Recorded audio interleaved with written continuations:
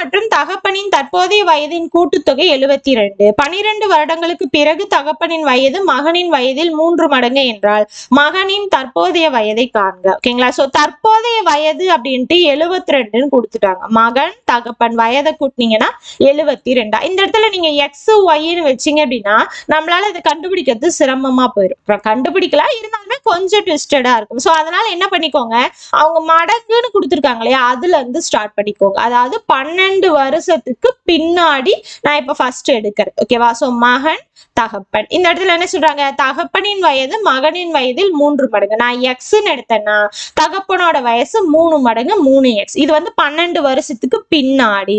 அப்ப தற்போது என்ன இருக்கும், தற்போது அப்படின்னா 12 வருஷத்துக்கு முன்னாடி. கரெக்டா? ஏன்னா 12 வருஷத்துக்கு அப்புறம் இந்த வேல்யூ நான் எடுத்திருக்கேன்னா இப்போ அப்படின்னா 12 வருஷத்துக்கு முன்னாடின்னு வந்துரும். ஓகேவா? முன்னாடினா ரெண்டு பேருக்கும் 12 வயசு கம்மியா இருக்கும். அப்ப 3x - 12 x - 12ன்னு வரும். இப்ப ரெண்டு பேரோட வயதோட கூடுதல் என்ன, 72ன்னு கொடுத்துருக்காங்க. சோ ரொம்ப சிம்பிள் இல்லையா?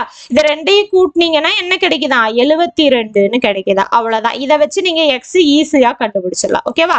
So 4x - 24 = 72. 4x மட்டும் இந்த சைடு இருக்கட்டும். 24 ஈக்குவேஷன் கிராஸ் பண்ணீங்கன்னா பிளஸ்ல வரும். சோ 96ன்னு கிடைக்கும். எக்ஸோட வேல்யூ என்ன, அதாவது டிவைட் பண்ணீங்க அப்படின்னா 24ன்னு கிடைக்கும். சோ எக்ஸோட வேல்யூ கிடைச்சிருச்சு. இப்போ அவங்க என்ன கேள்வி கேட்கறாங்க, மகனின் தற்போதைய வயதுன்னு கேட்கறாங்க. ஓகேங்களா? சோ அப்ப எக்ஸ் கொண்டு வந்து சப்ஸ்டிட்யூட் பண்ணா ஆன்சர் கிடைக்குமா அப்படின்னா இந்த இடத்துல சப்ஸ்டிட்யூட் பண்ணா கிடைக்காது. ஏன்னா இது வந்து 12 வருஷத்துக்கு அப்புறம். இவங்க கேள்வி கேட்டது தற்போது. சோ தற்போது மகனோட வயசு என்ன, எக்ஸ் - 12. இப்ப எக்ஸுக்கு பதிலா 24 - 12ன்னு சப்ஸ்டிட்யூட் பண்ணுங்க. சோ ஆன்சர் 12ன்னு கிடைக்கும். சோ இதுக்கான ஆன்சர் ஆப்ஷன் ஏ. ஓகேவா?